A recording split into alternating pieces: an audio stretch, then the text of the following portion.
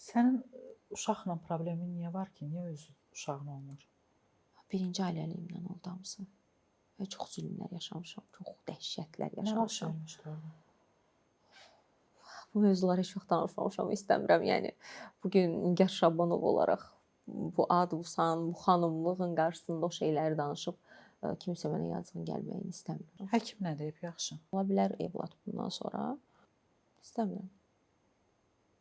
Niyə? Artıq istəmirəm. Artıq özümü bağlamışam nəfsəyə.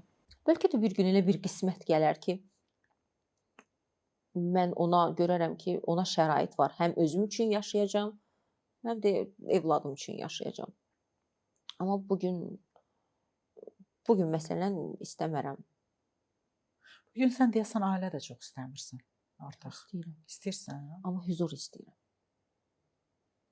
Etibar eləyə biləcəksən yenə.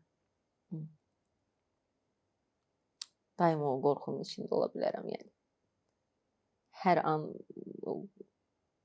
o qorxuda ola bilərəm ki, birdən